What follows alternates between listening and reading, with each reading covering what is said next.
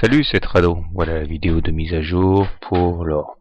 Pas mal de choses à signaler aujourd'hui et finalement tout se passe de manière assez classique. Alors pour refaire un point, je vous rappelle que la séance de la veille, on avait vu un retracement des 38,2% de Fibonacci de manière très classique. Je vous avais dit que lorsque l'on réintègre les Bollinger, alors pour info, hein, voilà la Bollinger supérieure, voilà la Bollinger inférieure, il est classique d'aller chercher dans un premier temps la M7, voire même la M20. Et là, de manière totalement classique et probabiliste, les cours sont venus chercher la M7 et ont rebondi là-dessus.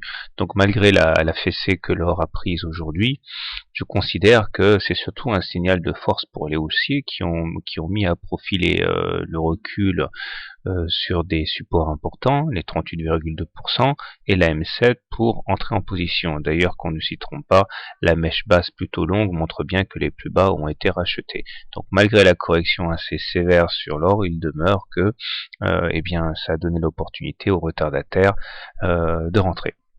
Alors maintenant, est-ce que ça va s'arrêter là? Il n'y a aucun moyen de le savoir. Ce qui est sûr, c'est que en retracement de Fibonacci, tant qu'on n'a pas casser un niveau en clôture, il n'y a aucune raison d'aller voir le niveau inférieur. Alors on peut toujours envisager d'aller chercher la M20, mais c'est pas a priori mon scénario privilégié.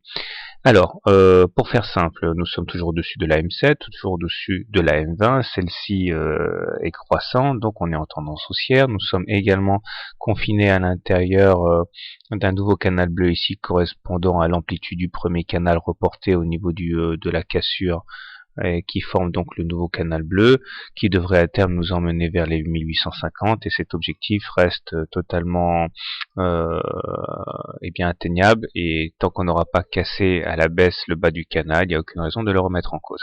MACD super à son signal est positif, donc c'est bien, momentum positif c'est bien, stochastique par contre c'est moins bien, parce qu'on a une divergence baissière qui finalement était assez intéressante à prendre en considération, puisque bon, effectivement ça a été un peu précurseur de la conso, et surtout j'ai envie de dire, on croise le signal à la baisse et on sort de la zone de survente, ce qui confirme bien donc que la pression acheteuse a tendance à se relâcher un petit peu à très court terme. Alors si vous voulez acheter l'or, bon point d'entrée sur la M7, bon point d'entrée sur la M20, ça dépend de votre degré de confiance.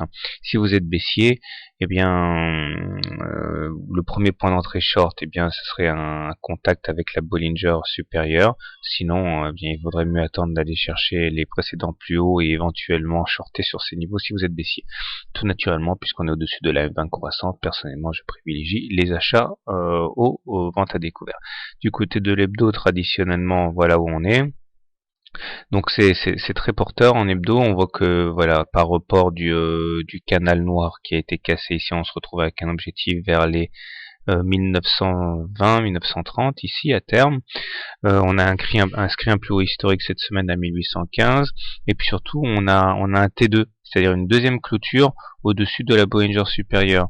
Donc ça reste extrêmement porteur, surtout que la Bollinger supérieure et la Bollinger inférieure divergent, donc nous sommes dans des bonnes conditions pour assister à une pérennisation de cette forte volatilité dans le sens qui nous intéresse, à savoir celui de la hausse. Enfin, c'est du moins le scénario que je privilégie. Donc la tendance est haussière en hebdo, la tendance est haussière en journalier. Certains s'inquiéteront de la mèche haute là, plutôt longue, qui montre que les plus bas ont été les plus hauts ont été massivement vendus. Bon, moi je vois surtout qu'on clôture au-dessus de la Bollinger, et ça c'est généralement un signe très positif. Bonne journée, bon trade, à demain.